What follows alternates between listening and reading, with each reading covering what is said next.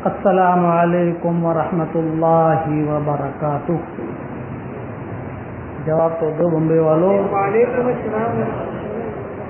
سلام کرنا واجب نہیں ہے، لیکن کوئی سلام کرے تو اس کا جواب دینا واجب ہے، سمجھ گئے؟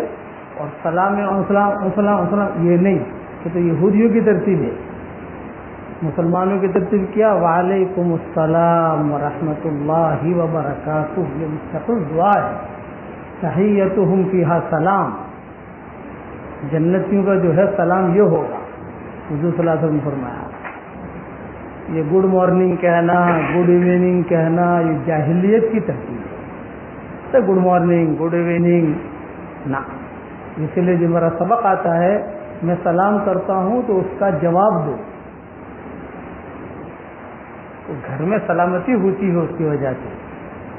حضور صلی اللہ علیہ وسلم نے فرمایا کہ جو آدمی گھر میں سلام کر کے داخل ہو زور سے، ایسا نہیں کہ کوئی سنے بھی نہیں، ہاں اگر وہ سویا ہوا ہے گھر میں، جب آدمی تو لوگ سوئے ان کی نیند خراب نہ ہو تو وہ بات الگ ہے، آہستہ آدمی سلام کرے۔ حضور صلی اللہ علیہ وسلم گھر میں داخل ہوتے تھے تو اس طریقے سے سلام کرتے تھے کہ اگر کوئی سویا ہوا ہے تو اس کی نیند خراب نہ ہو، اور اگر جاگ رہا ہے تو وہ اس کا جواب دے دے۔ تو جو گھر میں سلام کر کے داخل ہو زور سے اس طریقے سے کہ سب سنے، اور اسی طریقے سے اپنی دکان میں سلام کر کے داخل ہو اس طریقے سے کہ سب سنیں، تو اس گھر کے وہ گھر بلاؤں سے محفوظ ہو جاتا ہے۔ اسی لیے قرآن میں بار بار تحیتہم فیہا سلام، یہ جملہ آیا ہے باقاعدہ کہ جنتیوں کا بھی یہ ہوگا، دنیا میں بھی ہوگا۔ دخلتم بیوتا فسلموا علی انفسکم تحیۃ من عند اللہ مبارکۃ طیبہ، یہ اللہ کی طرف سے ہے، یہ برکت والی چیز ہے، اچھی چیز ہے۔ اس لیے غیروں کے طریقوں پر نہیں چلنا ہمیں، ہم محمدی ہیں، اس لیے محمدی ترتیب پر چلنا ہم کو۔ اس لیے سلام پورا کرو۔ ایک صاحب ایک مجلس تھی حضور صلی اللہ علیہ وسلم کی، لوگ آئے تو کسی نے ایک نے کہا السلام علیکم، آپ نے کہا 10، دوسرا آیا اس نے کہا السلام علیکم ورحمۃ اللہ، آپ نے کہا 20، تیسرا آیا السلام علیکم ورحمۃ اللہ وبرکاتہ، آپ نے کہا 30۔ تو صحابہ سن رہے تھے سب، صحابہ نے پوچھا کہ حضرت یہ 10، 20، 30 یہ کیا مطلب اس کا؟ آپ نے فرمایا پہلے نے کہا السلام علیکم تو اس کو 10 نہیں ملی، دوسرے نے ورحمۃ اللہ کہا اس کو 20 ملی، تیسرے نے وبرکاتہ کہا تو اس کو 30 ملی۔ بس کتنی سنت ہے، السلام علیکم ورحمۃ اللہ وبرکاتہ۔ اور آگے جو ہم جاہل لوگ بڑھاتے ہیں نا ومغفرتہ ورضوانہ، جنت مقام جہنم حرام، یہ سارا غلط، یہ ہماری جاہلوں کی ترکیب ہے۔ کیا نہ دیکھا ہوگا جاہل ومغفرتہ ورضوانہ جنت مقام جہنم حرام، یہ جاہلوں کی ترکیب، اس کا کوئی فائدہ نہیں۔ جتنا نبی نے کہا اتنا کرو، نبی نے اتنا کہا ہے، لیکن چونکہ ہمیں آگے بڑھانے کی عادت ہے، اور خاص طور سے ہندوستان، پاکستان، بنگلہ دیش میں تو بلا بہت ہے، عربی ملکوں میں نہیں، عربی ملکوں میں بالکل نہیں، ان کے اندر یہ چیزیں ہی نہیں بڑھانی کی۔ جتنا نبی نے کہا خذوا ما آتاکم الرسول، بس جتنا نبی نے کہا اتنا کرو، وہ ہے ہمارے لیے رہبری۔ ہم کہیں گے کہ بھائی رات کو کوئی جو ہے سورہ بقرہ کا آخری 2 آیتیں پڑھ لے، من قرأ پھر موبائل بند کرو بھائی، مسجد کے اندر موبائل بند کرو۔ آپ کو اتنی بھی فرصت نہیں ہے کہ مسجد میں آ کے موبائل بند کر دے آدمی، بلکہ مسجد میں اتنے موبائل لاؤ ہی مت، لاؤ تو سائلنٹ پہ کر دو۔ تو جو سورہ بقرہ کی آخری 2 آیتیں پڑھ لے رات میں، تو وہ آدمی ہر بیماری سے، برائی سے محفوظ ہو جاتا ہے، آمن رسول سے لے کر آخر تک۔ لیکن بعد میں کیا کرتے ہیں، وہ پورا رکوع پڑھیں گے، تو قرآن کو پڑھو گے تو قرآن پڑھنے کا ثواب ملے گا، لیکن وہ جو نبی نے کہا اس بات پر عمل نہیں ہوا. قرآن تو وہ بھی ہے، قرآن یہ بھی ہے، نبی نے کہا ہے تو آئے یہ حضور نے فرمایا. آپ دو آیتیں پڑھ لو، آمن رسول سے لے کر رسول تک بخاری شریف کی روایت ہے. اس لیے زوائد سے دین ختم ہو جاتا ہے، دین بڑھتا نہیں ہے. کوئی آدمی زائد سے داخل کرے اسی کو بدعت کہتے ہیں. اس سے دین جو ہے وہ نیچے آتا ہے، دین اوپر نہیں آتا. دین تو وہ جو اللہ کہے اس کا رسول کہے. بات سمجھ میں آ گئی آپ کی؟ اس لیے ان چیزوں کا خوب خیال رکھو اور اس کی ابتدا اپنے گھر سے کرو. آپ گھر میں بچہ آئے وہ سلام نہ کرے تو خود کہو کہ بیٹا سلام کرو زور سے. عادت ڈالو.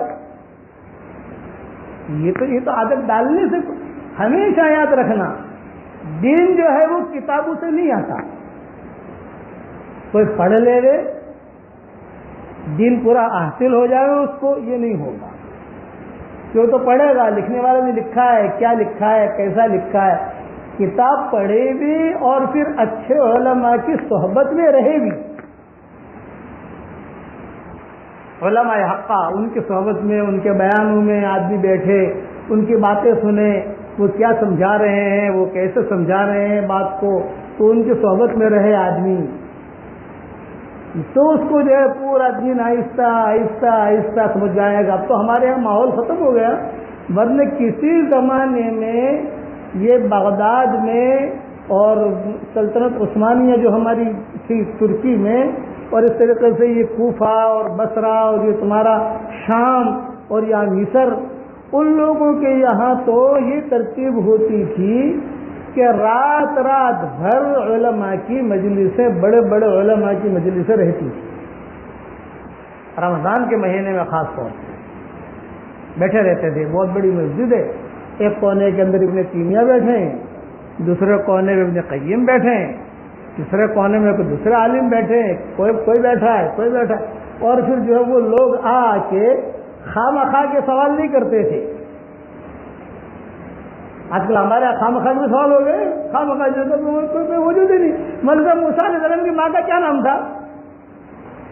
ارے تجھے کیا پڑھی ہے موسیٰ علیہ السلام کی ماں کے نام کی بھائی؟ مطلب وہ نوح علیہ السلام کی بیوی کا کیا نام تھا؟ ارے تجھے کیا پڑھی ہے؟ قبر میں تو پوچھے گا نہیں کوئی کہ موسیٰ علیہ السلام کی ماں کا کیا نام تھا. ایک آدمی نے آگے مجھ سے سوال کیا، بولے موسیٰ علیہ السلام کی ماں کا کیا نام تھا؟ میں نے کہا آپ کو کیا ضرورت پڑی؟ میں نے سنا ہے کہ موسیٰ علیہ السلام کی ماں کا نام جو ہے اگر کسی تالے پر ایسا پھونک دو تو تالا ٹوٹ جاتا ہے. لو صاحب یہ ان کو عادت پڑی ہے سوال کرنے کی. ایسے سوالات نہیں، وہ سوالات جس سے ہماری شریعت کا تعلق ہے وہ ہمیشہ ذہن میں رکھو. اس لیے یہ میری نصیحت یاد رکھو، خواہ کے سوالات میں پڑھنا نہیں. شریعت مکمل ہو چکی ہے اور بالکل دین مکمل ہو چکا. اور پھر اگر کوئی چیز پوچھنی ہے تو ایک ڈاکٹر پکڑنے کا، کئی ڈاکٹر نہیں پکڑنے کے، دیکھ لینے کا کون سا ڈاکٹر اچھا ہے، کون سے مفتی صاحب اچھے ہیں، کن تک ہم پہنچ سکتے ہیں. سوچیے نا، ایک وکیل پکڑنے کا، 10 وکیل نہیں. ایک وکیل جب سمجھدار ہو جائے اور دوسرے بعد جا کر اپنی چیز رکھ لینے کی بھی میری یہ مسئلہ ہے، میں اس کا کیا کروں. اور اس میں جو بڑے مفتیان کرام ہیں وہ ٹائم نہیں ملے گا آپ کو. لوگ ہمارے پاس آتے ہیں مولوی صاحب بیعت کرو. میں نے کہا مجھ سے بیعت کرنے سے فائدہ کیا ہے بتاؤ آپ کو. میری بیعت تو یہ ہے میری مومن کا ہتھیار پڑھو، میں نے لکھ دیا ہے سب اس میں. دوسری میری بیعت یہ میرا سبق سنو، صحیح سے حدیث سناتا ہوں آپ کو، اس پر عمل کرو. سیدھی بات نہیں. مطلب کچھ پوچھنا ہو، میں نے کہا مجھے بیوی بچوں کا جواب دینے کا فرصت نہیں، تجھے کہاں جواب دوں گا. میں اپنے قرآن کے کام میں لگا ہوا ہوں. میں اپنے بچوں کو جواب نہیں دیتا کئی چیزوں کا، تو تجھے جواب دینے کہاں آؤں گا اور تو مجھ تک کہاں پہنچے گا. میں کبھی کہاں کبھی کہاں کبھی کہاں کبھی کہاں، کبھی عرش پر کبھی فرش پر، کبھی در بدر، کبھی ان کے گھر. غم عاشقی تیرا شکریہ کہاں کہاں سے گزر گئے. ایسے لوگوں سے بیعت کرو کہ جن سے تم کانٹیکٹ کر سکو. کچھ پوچھنا ہو تو پوچھ سکو، ہم سے کہاں پوچھ سکو گے تم؟ ہم آتے ہی کم ہیں، یہاں رہتے بھی کم، جاتے بھی کم، کبھی کہاں چلے گئے، کبھی کہاں چلے گئے. اس لیے اس بات کا خاص خیال رکھو. سلام پورا کرنا، اور سلام کا جواب بھی پورا دینا. کرو گے انشاءاللہ؟ اب جو ہے میں نے ایک وعدہ کیا تھا ایک ہدیہ دینے کا. وہ ہدیہ میں بعد میں کیونکہ آج میں نے سوچا کہ بھی کیا بیان کروں، تو میں نے سوچا کہ بھی بچے جو قرآن پڑھیں گے اس میں تو کوئی مضمون آئے گا تو اس میں دیکھ لیں گے. تو یہ عبدالوہاب نے جو پڑھا وَلَقَدْ آتَيْنَا دَاوُودَ وَسُلَيْمَانَ عِلْمًا وَقَالَ الْحَمْدُ لِلَّهِ الَّذِي فَضَّلَنَا عَلَى كَثِيرٍ مِّنْ عِبَادِهِ الْمُؤْمِنِينَ. میں یہ دو رکوع ہیں جو اللہ تعالیٰ نے مکمل قصہ تقریباً حضرت داؤد علیہ السلام کا حضرت سلیمان علیہ السلام کا اللہ نے بیان کیا ہے. تو میرے جو نبیوں کے جو قصے میں نے بیان کیے ہیں، حضرت شعیب علیہ السلام کا قصہ ہو گیا، ابراہیم علیہ السلام کا قصہ تفصیل سے آ گیا، یوسف علیہ السلام کا قصہ جو ہے وہ تفصیل سے آ گیا، لیکن یہ داؤد علیہ السلام کا قصہ، حضرت سلیمان علیہ السلام کا قصہ، اور پھر جو ہے یہ بلقیس کا قصہ، اسی طریقے سے چونٹی اور ہدہد، چونکہ ان دونوں جانوروں کا تذکرہ اس صورت کے اندر ہے، وہ قصہ میں نے تفصیل سے بیان نہیں کیا. تو میں نے سوچا کہ یہ تھوڑی سی تفصیل 2-4 دن جو ہے کیا رہی ہے کہ یہ تھوڑی سی تفصیل بیان کر دوں کہ یہ داؤد علیہ السلام کا اصل تو قصے جو ہیں وہ نبیوں کے ہیں. مولانا الیاس صاحب رحمۃ اللہ علیہ نبیوں کے علاوہ کسی کا قصہ بیان نہیں کرتے تھے. کہ قرآن میں نبیوں کے قصے اللہ نے بیان کیے ہیں تو اس کو ڈھنگ سے بیان کر دو لوگوں کے سامنے. پھر مولانا یوسف صاحب رحمۃ اللہ علیہ کا زمانہ آیا تو مولانا یوسف صاحب رحمۃ اللہ علیہ نے نبیوں کے قصے بھی بیان کیے، اور نبیوں کے ساتھ ساتھ کیونکہ صحابہ کی بھی ایک سیرت ہے تو صحابہ کے قصے بھی اپنے ہاتھ صحابہ کے اندر مولانا یوسف صاحب رحمۃ اللہ علیہ لائے کہ بھی. پھر حضرت امام ابو الحسن صاحب کا زمانہ آیا تو انہوں نے نبیوں کے قصے بھی رکھے. اس زمانے میں عام طور سے ہمارے والد صاحب رحمۃ اللہ علیہ کے بیانات ہوتے تھے تو ابا جو ہے وہ نبیوں کے قصے بھی بیان کرتے تھے اور صحابہ کے قصے بھی بیان کرتے تھے. اور چونکہ ہماری یہ قوم یہ ولیوں سے بھی متاثر ہے اس کے لیے ولیوں کے قصے بھی بیان کرتے تھے. یہ ترتیب ہے. تو قرآن شریف کے اندر کسی صحابی کا قصہ زیادہ نہیں ملے گا، ماؤں کے قصے قرآن میں نہیں ملیں گے، کبھی کبھار اشارے مل جائیں گے کسی چیز کے، لیکن نبیوں کے قصے بہت تفصیل سے ملیں. یوسف علیہ السلام کا قصہ پوری تفصیل سے، داؤد علیہ السلام کا قصہ کہ پوری تفصیل سے، اسماعیل علیہ السلام کا قصہ پوری تفصیل سے. تو قرآن جو ہے یہ رہبر ہے کہ قرآن یہ رہبر ہے. اس لیے ہمیشہ یاد رکھو تو اس سورت کا نام ہی قرآن میں رکھا سورہ نمل، چونٹی والی سورت. حدیث شریف میں آتا ہے چونٹی کو مت مارو، ہدہد کو مت مارو، یہ حدیث میں کہ چونٹی کو مارنا منع.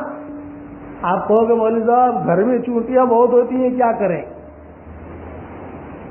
یہ بھی تو ٹینشن ہوتا ہے. میں نے کہا مفتی صاحب سے مفتی اس جگہ سے پوچھ لینا، وہ جواب دے دیں گے اس کا. لیکن حدیث تو یہ ہے کہ چونٹیوں کو مت مارو، اور حدیث یہ ہے کہ ہدہد کو مت مارو. ہدہد کو مت مارو کیوں؟ کہ اس نے ایمان کی دعوت دی. اللہ یسجد للہ الذی یخرج الخبء، یہ ایمانی دعوت حدود نے دی. جانور دعوت دے رہا ہے، یعنی سلیمان علیہ السلام کو دعوت دے رہا ہے کہ میں نے کہا اس کو سجدہ نہیں کرنا چاہیے بلقیس کو. تو حضور نے فرمایا ہدہد کو مت مارو. اسی طریقے سے فرمایا چونٹی کو مت مارو. کیوں؟ کہ چونٹی نے بھی گشت کیا. یا ایھا النمل ادخلوا مساکنکم لا یحطمنکم سلیمان وجنودہ وہم لا یشعرون. اسی طریقے سے بعض کتابوں میں آتا ہے کہ یہ مینڈک کو بھی مت مارو، وہ ذکر کرتا رہتا ہے. اور ایک جانور کو بھی تو یہ مستد احمد کی روایتیں ہیں.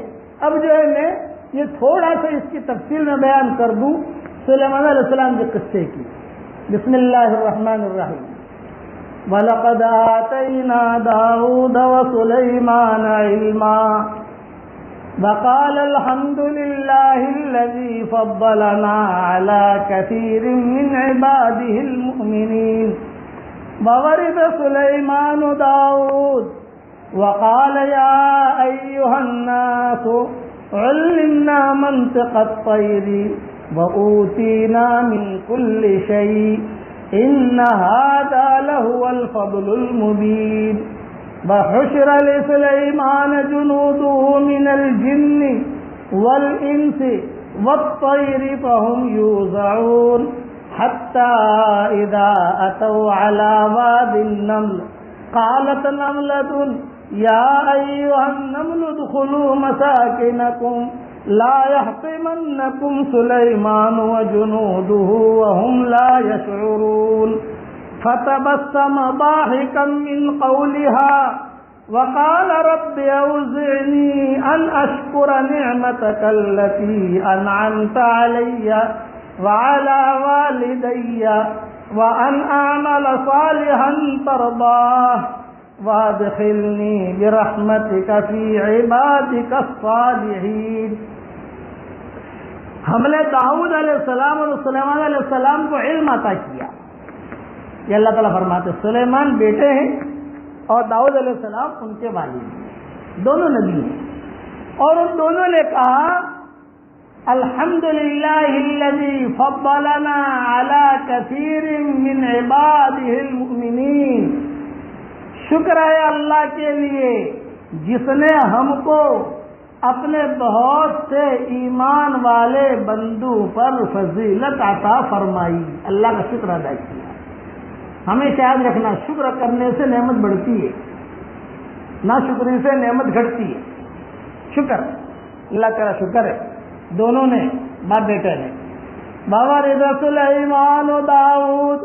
اب یہ قصہ شروع ہو رہا ہے سلیمان علیہ السلام کا.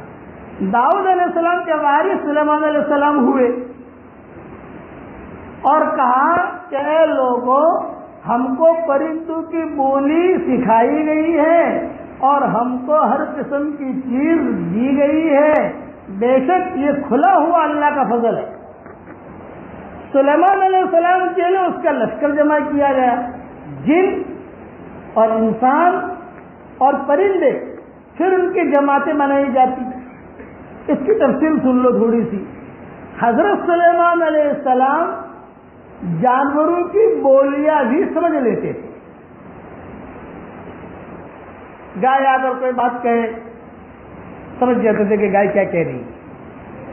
چونٹی کوئی بولے سمجھ جاتے تھے. تو حضرت سلیمان علیہ السلام کو جو حکومت ملی وہ عالمی پیمانے پر ملی. جنات، انسان، چرین، پرند، مچھلیاں بھی کہتی تھی. کبھی کبھی سفر کرتے تھے تو مچھلیاں بھی نیچے سے جو پکارتی تھی سلیمان علیہ السلام کو، ہمیں یہ ضرورت ہے، ہمیں یہ ضرورت ہے، یا ہماری یہ کوئی بھی اللہ کی جو بھی بات ہوتے تھے تو منطق طیر میں سب آ گیا کہ سب کی بولیاں سلیمان علیہ السلام سمجھتے تھے. ایک دن سلیمان علیہ السلام نے یہ سوچا کہ لاؤ آج دنیا کا ٹور کریں، سفر. تو حکم دیا کہ آج جو ہے ورلڈ ٹور پر نکلنا ہے. تو ان کا بھی ہوائی جہاز تھا سلیمان علیہ السلام کا. روایتوں میں آتا ہے کہ 6 لاکھ سیٹیں تھی. کتنی بھائی؟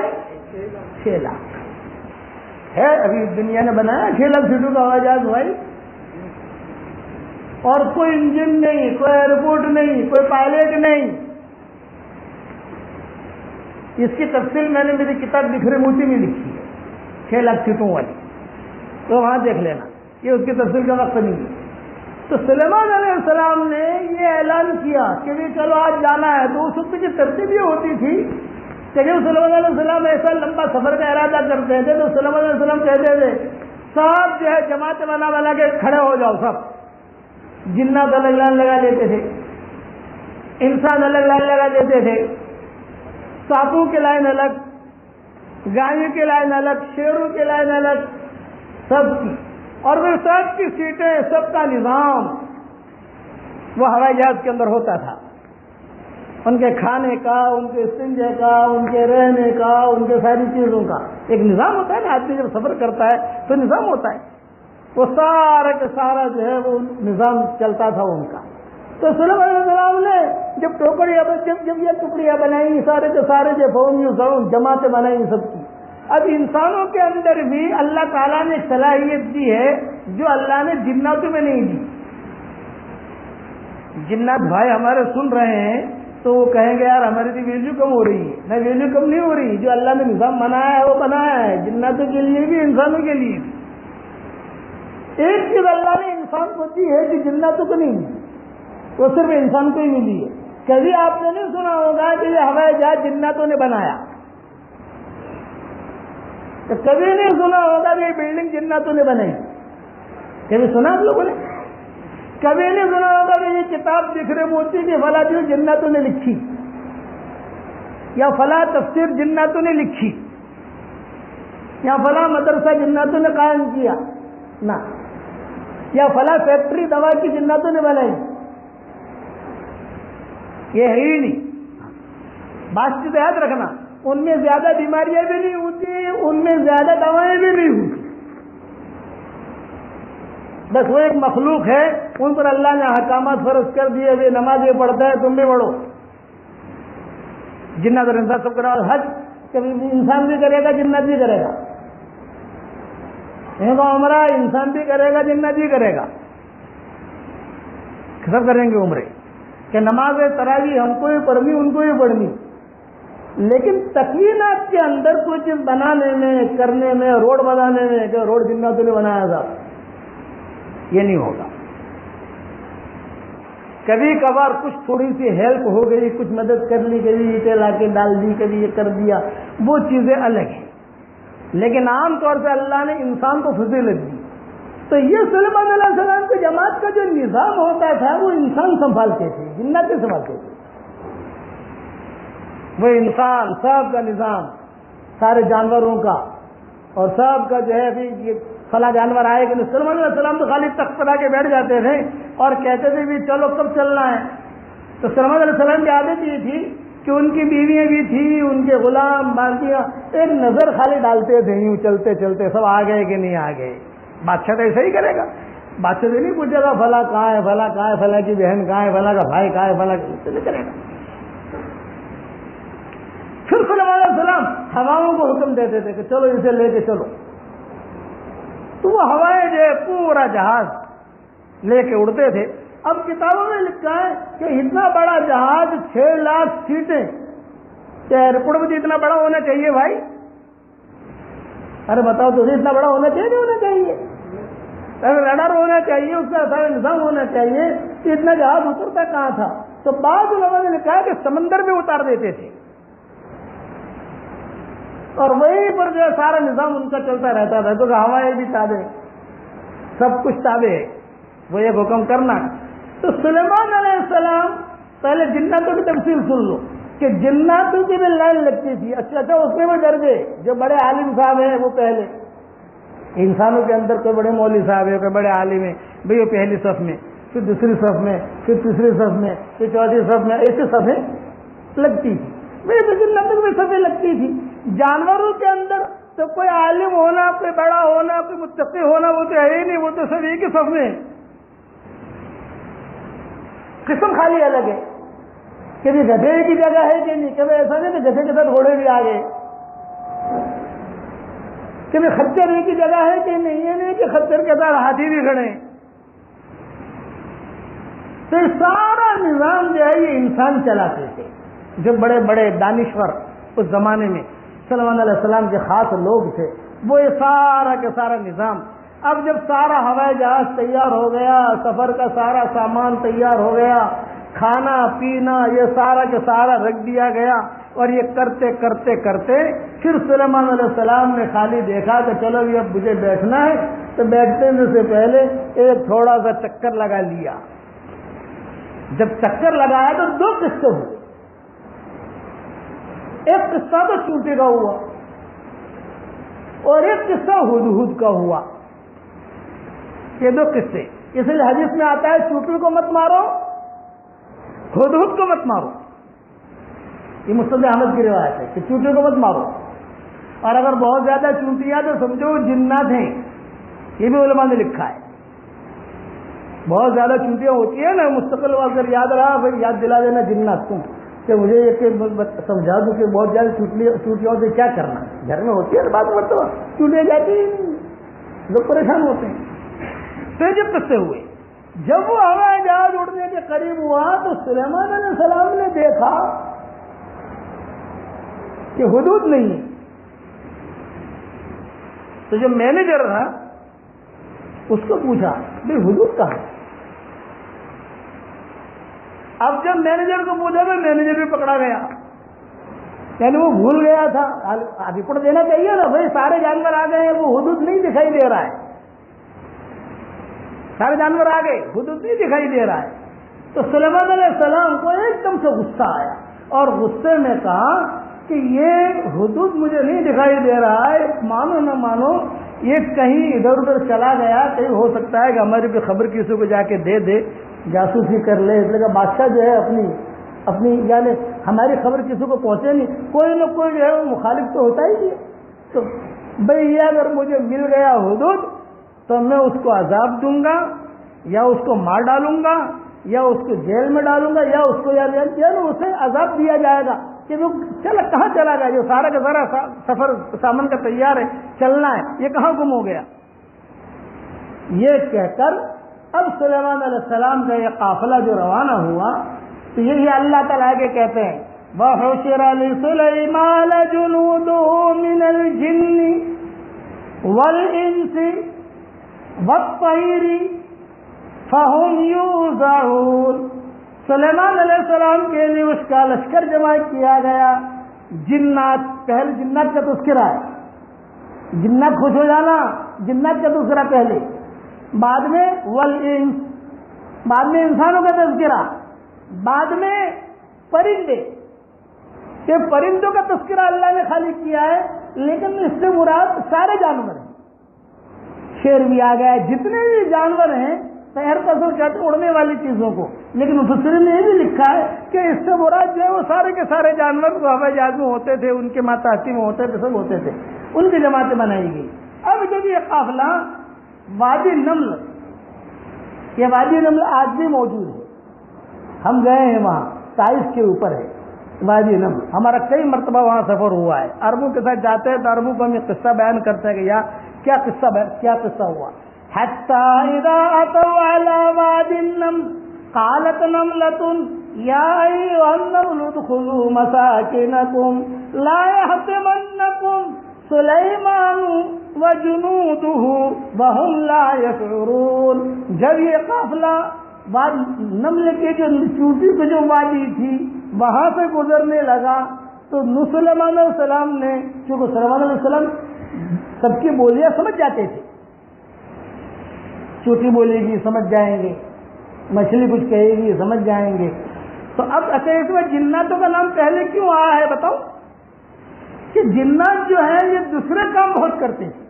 بھائی انسان تو خالی مینجمنٹ کا کام کرے گا، لیکن ایڑا گھڑا کام کون کرے گا بھائی؟ اس کو پکڑ کے وہاں پھینک دو، اس کو اٹھا کے یہاں لے آؤ، یہ تو انسان کرنے کا نہیں، وہ تو جنات ہی کرے گا. آپ سمجھے کہ نہیں؟ بھائی اس کو جو ہے فلاں جگہ یہ کر دو، جی بلقیس قابو میں کیسے آئی؟ وہ جنت سے بھی ڈری، پھر حدود سے بھی ڈری، پھر سارا قصہ ہوا.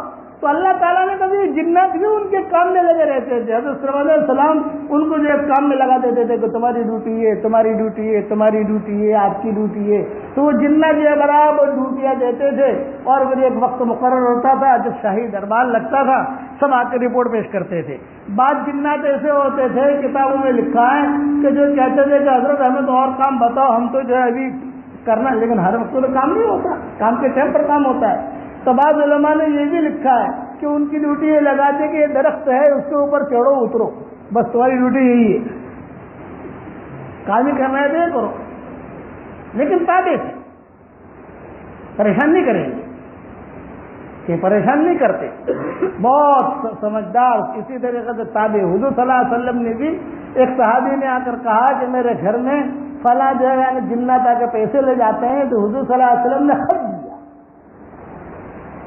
اور خط لکھ کر ان صحابی کو دے دیا کہ یہ خط جو ہے اپنے یہاں رکھو، میرے اس خط کی برکت سے جنات تمہیں پریشان نہیں کریں گے. چنانچہ وہ خط میں نے میری کتابوں میں لکھ بھی دیا ہے، چھاپ بھی دیا ہے، یوٹیوب پر بھی ہے، انٹرنیٹ میں بھی ہے، سب جگہ ہے. مومن کا ہتھیار ہماری جسمتی ہے، اس کے آخر میں بھی ہے. جنات اس کا بہت خیال رکھتے تھے. اسی طریقے سے سلیمان علیہ السلام کا بھی بہت خیال رکھتے تھے جنات. اب جو ہے سلیمان علیہ السلام نے جناتوں کی، انسانوں کی، پرندوں کی سب جماعتیں بنا ڈالی، اور پھر جب یہ وادی رمل کے پاس سے گزرنے لگے تو ایک چونٹی نے اس نے زور سے کہا یا ایھا النمل ادخلوا مساکنکم، اے چونٹیوں اپنے اپنے بلوں میں آ جاؤ، اپنے اپنے بلوں میں آ جاؤ، اپنے اپنے بلوں میں آ جاؤ۔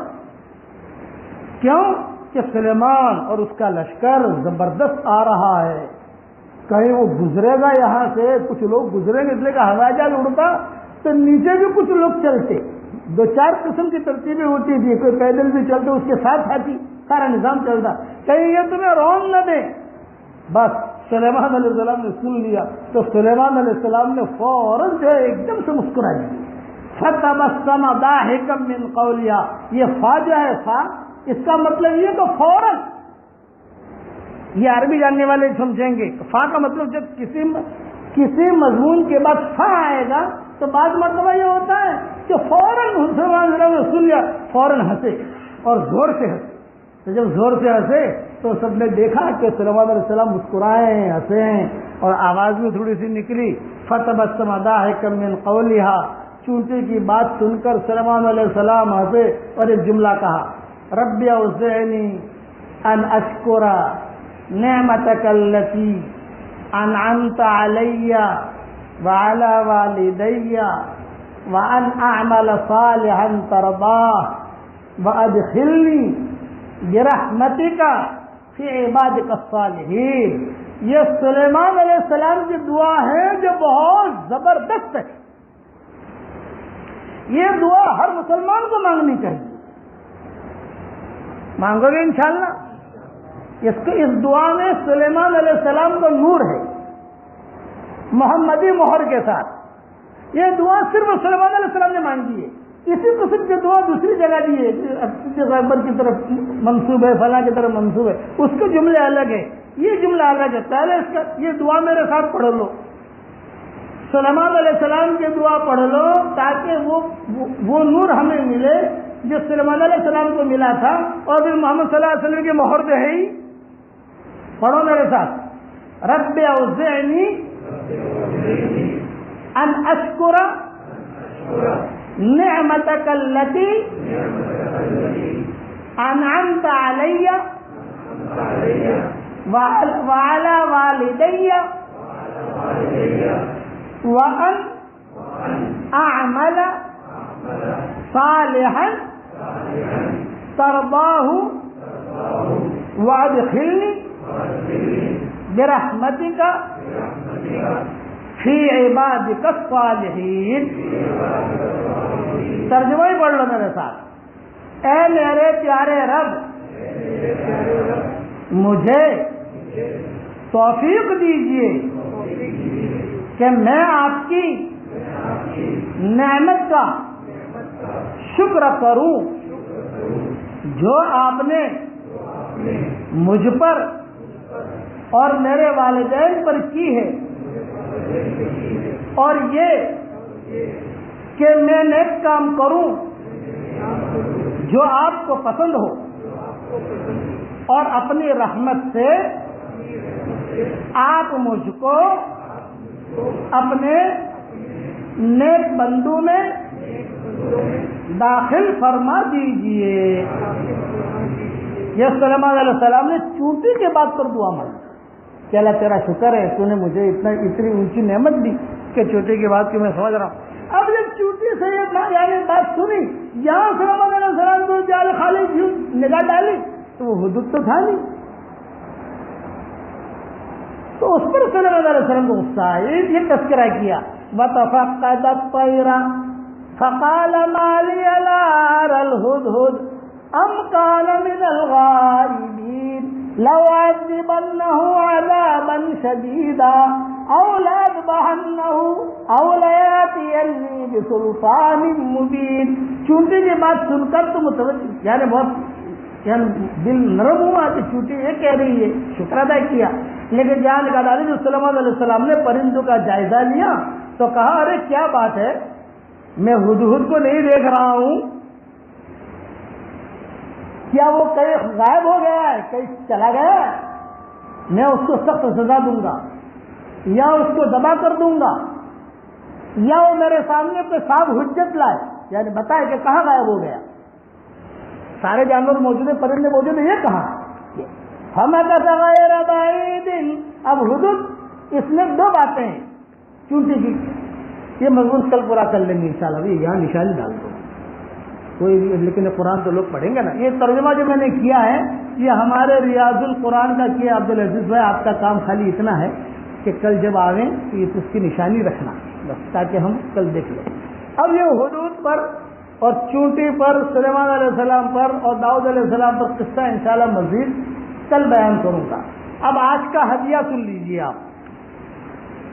پہلے تو یہ بات ذہن میں رکھیے کہ یہ جو بات بتا رہا ہوں یہ حدیث کی نہیں،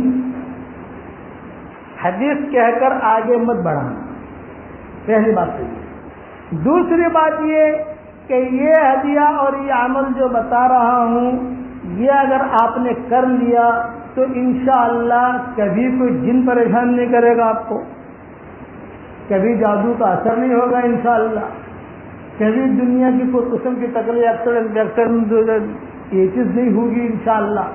بہت زبردست ہے، کیونکہ جناتوں کا تذکرہ ہے اس کے اندر، اس لیے مجھے یہ ذہن میں آیا کہ میں ہدیہ آپ کو دے دوں۔ یعنی سمجھ لیجیے کہ زبردست اینٹی بایوٹک ہے یہ، اور یہ اینٹی بایوٹک 5 اینٹی بایوٹک ہوتی ہے، 5 دن کھاؤ گے۔ یہ اینٹی بایوٹک ایسی ہے کہ آپ کو خالی زندگی میں ایک ہی مرتبہ کھانی ہے، بس ایک ہی مرتبہ، روزانہ نہیں ہے، سال میں نہیں، زندگی میں ایک مرتبہ، اور پھر چلتے جاؤ، برکتیں بھی ہوں گی، سب ہوگا، کرو گے انشاءاللہ۔ لیکن کرنا ہے اسے رمضان کے مہینے میں، ابھی رمضان کے 15 دن باقی ہیں، آدھے گھنٹے کا وظیفہ ہے۔ میں نے بھی یہ وظیفہ نہیں کیا تھا، میں نے یہ سوچا کہ بھی اب کی مرتبہ بمبئی جا کر کیا بیان کروں، تو میں نے سوچا بھی جو بچے قرآن پڑھ رہے ہوں گے اسی میں سے کسی چیز کی تفسیر شروع کر دیں گے، تو انشاءاللہ 2-4 دن 15 دن 10 دن جو نکل جائیں گے انشاءاللہ۔ تو پھر میں نے یہ سوچا کہ میں یہ وظیفہ بھی بیان کر دوں۔ میں نے پہلی مرتبہ میری زندگی میں یہ وظیفہ آپ کو بیان کر رہا ہوں، لیکن پہلے میں عمل کروں۔ تو میں نے ابھی مدینہ منورہ سے جو بمبئی کل پہنچا، ہوائی جہاز کے اندر میں نے یہ وظیفہ کر لیا الحمدللہ، تاکہ جانے پہلے تو مجھے عمل کرنا چاہیے، میں نہیں کروں گا آپ کو کہوں گا تو کیا فائدہ ہوگا، پہلے بتانے والا خود عمل کرے۔ زندگی میں ایک مرتبہ کسی مہینے میں بھی کرو کوئی حرج نہیں ہے، لیکن رمضان کے مہینے میں کر لو تو زیادہ اچھا ہے۔ 100 مرتبہ آیت الکرسی پڑھنی ہے۔ کتنی مرتبہ بھائی؟ 100 مرتبہ، ایک ہی بیٹھک میں، یہ نہیں کہ 10 ابھی پڑھ لیا، پرسوں کر لے، کہنا پھر فون آ گیا، فون بات کر لے، تمہارا موبائل یہ تنتنیاں ہے نا دجال، اسے ایک مرتبہ ایک جگہ رکھ دینا، ایک کمرے میں بیٹھ گئے اور ایک کمرے میں بیٹھ کر جو ہے اپنا 100 مرتبہ کا کوٹا پورا کر لیا، ہو گیا 100 مرتبہ۔ 100 مرتبہ میں بھی اتنی رائے دیتا ہوں، کبھی کبھار گرنے میں تھوڑی سی آگے پیچھے بھی ہو جاتا ہے، تو 10 مرتبہ زیادہ پڑھ لو، 15 مرتبہ زیادہ پڑھ لو تو کوئی حرج نہیں ہے، لیکن 100 سے کم نہیں ہونا چاہیے۔ یہ آپ نے گویا زکات دے دی، ہو گیا۔ اب روزانہ 10 مرتبہ پڑھنا ہے اسے آیت الکرسی روزانہ، یہ تو روزانہ چلتا رہے گا آپ کا معمول، روزانہ 10 مرتبہ۔ اب روزانہ 10 مرتبہ پڑھنے میں آدمی کبھی کبھار بھول جاتا ہے، عام طور سے ہر فرض نماز کے بعد 1 مرتبہ آیت الکرسی پڑھتا ہی پڑھتا ہے، یہ تو صحیح حدیث شریف میں، اور یہ تو حدیث سے بہت مرتبہ بیان کر چکے ہیں، بخاری مسلم سے جگہ بھری ہوئی ہیں۔ میں یہ کہتا ہوں بھائی اتنا کر لو، ہر فرض نماز کے بعد 1 مرتبہ پڑھنے کے بجائے 2 مرتبہ پڑھ لو، تو 5 2 10 ہو گیا یہ، اور چلتے رہو۔ علماء نے لکھا ہے کہ اگر آدمی یہ عمل کرے گا تو یہ جو روحانی تکلیفیں ہوتی ہیں یہ انشاءاللہ اسے کبھی بھی نہیں ہوگی، کبھی بھی نہیں ہوگی۔ آیت الکرسی مستقل، آیت الکرسی کا فضائل تو صحیح حدیثوں میں بہت ہیں، وہ تو انگنت ہیں کہ صحیح آیت الکرسی کی فضیلت ہے، لیکن یہ ڈھل، یہ ترتیب جو میں نے بتائی ہے یہ حدیث میں نہیں ہے، لیکن علماء حقہ کا تجربہ ہے، اس لیے آپ کر لو۔ اگر اللہ توفیق دے سال میں 1 مرتبہ اگر پڑھتے جاؤ، مطلب جیسے رمضان میں 100 مرتبہ پڑھ لیا، آئندہ رمضان میں 100 مرتبہ پڑھ لیا، اس کے بعد اگر رمضان میں 100 مرتبہ پڑھ لیا تو جتنا گڑ ڈالو گے میٹھا ہی میٹھا ہو ماشاءاللہ بڑھے گا، فائدہ ہی فائدہ ہے، لیکن نہیں کر سکتے۔ کم سے کم آدمی زندگی میں ایک مرتبہ تو یہ کر لیا۔ علماء نے قصے لکھے، ایک جنات ایسا تھا جو بہت پریشان کرتا تھا، بہت علماء تھک گئے، بہت ابن تیمیہ کے زمانے میں بہت تھک گئے، بہت بالکل جاوے ہی نہیں۔ کسی لڑکی پر عاشق ہو گیا کہ جنات جو ہے وہ لڑکی پر عاشق ہوتے ہیں، ان کے بالوں کے اوپر، ان کی آنکھوں کے اوپر لڑکی کو پریشان کرتے ہیں۔ تو ابن تیمیہ ان لوگوں نے کہا کہ ابھی دیکھو، اب یہ آدمی یہ لڑکی تو پڑھ نہیں سکتے ہوئے معذور ہے، لیکن فلاں نے جو ہے اس کا وظیفہ کر رکھا ہے۔ تو وہ کوئی عالم تھے ان کے زمانے میں، وہ آئے، وہ جنت نے کہا جا رہا ہوں، جہاں پورا بغداد تھک گیا وہ نہیں گیا جانے سے، لیکن وہ آدمی جا رہا ہوں، ارے اس نے تو وظیفہ کر رکھا ہے تو کرسی کا، جا رہا ہوں، وہ گیا، اس کے بعد سے کبھی آیا ہی نہیں۔ اس قسم کے بہت قصے ہوئے ہیں انگنت جو کتابوں میں لکھے ہیں، اور میں نے بھی اپنی کتابوں میں لکھے ہیں، لیکن آپ کو تو خالی لیکن حدیث کہہ کر مت کہنا۔ آیت الکرسی کی تو فضیلتیں صحیح حدیثوں میں بہت ہے، اس میں تو بے شک ہے ہی نہیں، لیکن یہ ڈھنگ، یہ ترتیب جو ہے یہ حدیثوں میں نہیں ہے، یہ علماء نے لکھی ہے۔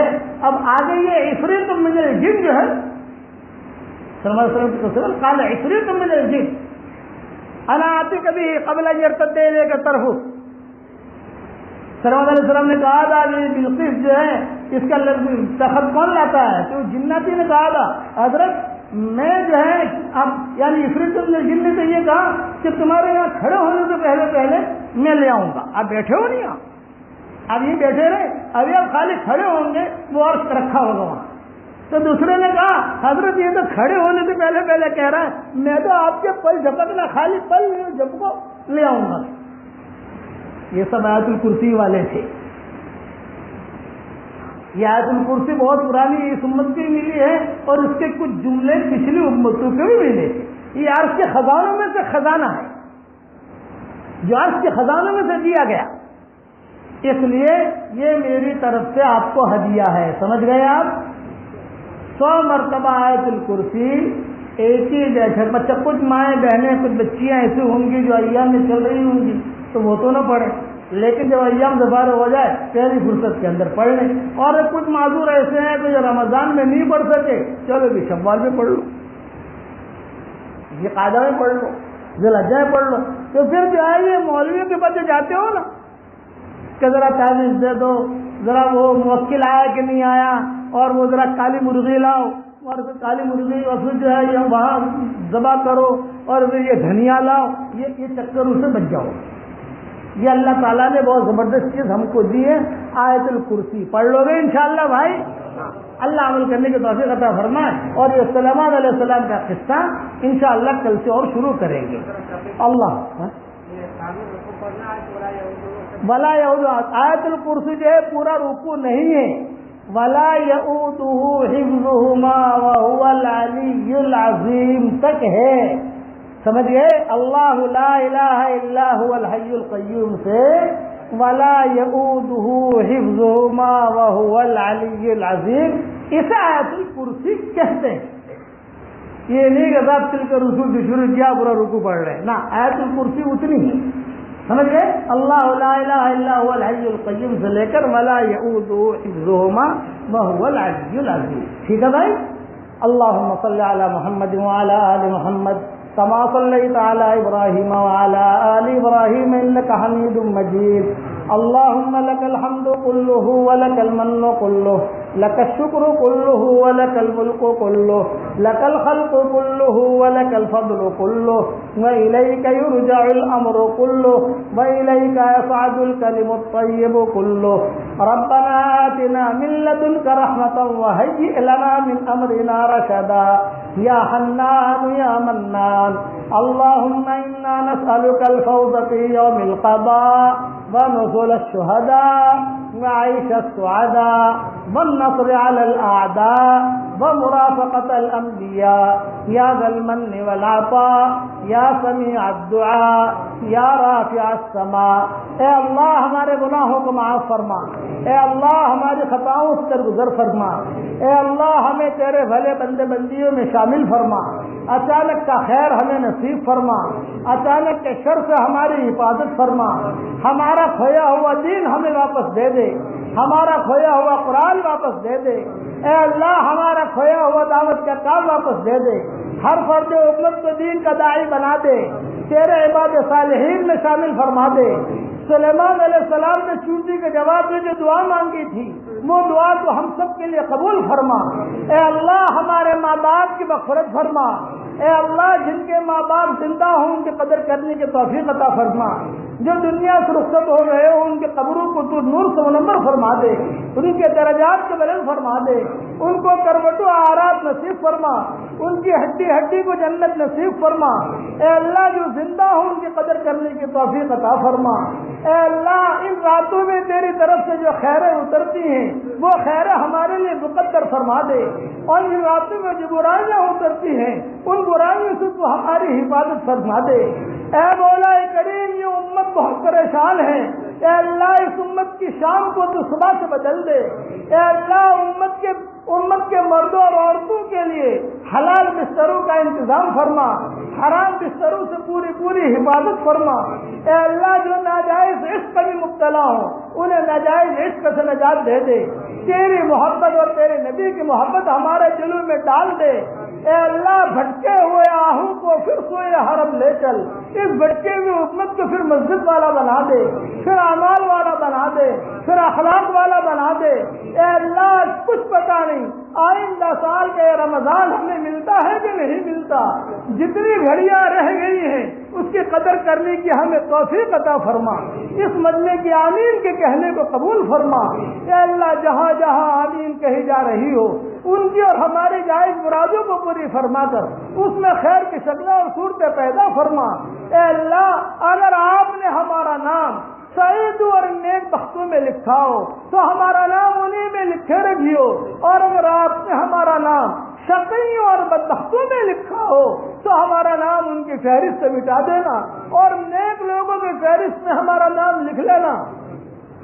لکھنا بھی آپ کا کام ہے، مٹانا بھی آپ کا کام ہے، لوح قلم بھی آپ کے پاس ہے، اے اللہ یہ مغفرت کا اجرا چل رہا ہے، رب اغفر وارحم وانت خیر الراحمین، تیرے نبی کو کہا گیا ہے، تو نے تیرے نبی کو کہا ہے کہ یہ دعا مانگا کیجیے، اے اللہ یہ دعا ہم بھی پڑھ رہے ہیں، اس پڑھنے کو تو قبول فرما، ہمارے گناہوں کو معاف فرما دے اور ہم پر رحم فرما، اور تو بہترین رحم کرنے والا ہے، اے اللہ ہواؤں کے ساتھ جو خیریں آتی ہیں وہ ہمارے لیے مقدر فرما، ہواؤں کے ساتھ جو برائیاں آتی ہیں ان برائیوں سے ہماری حفاظت فرما، اے اللہ انسانوں کے ہدایت کے فیصلے فرما اور جناتوں کے ہدایت کے فیصلے فرما، ہمارے اس مجمع میں انسان بھی ہیں، ہمارے اس مجمع میں جنات بھی ہے، ہمارے اس مجمع میں فرشتے بھی ہیں، اے اللہ ان سب کے آمین کے کہنے کو تو قبول فرما لے اور اپنے فضل و کرم سے ہماری ساری دعاؤں کو قبول فرما،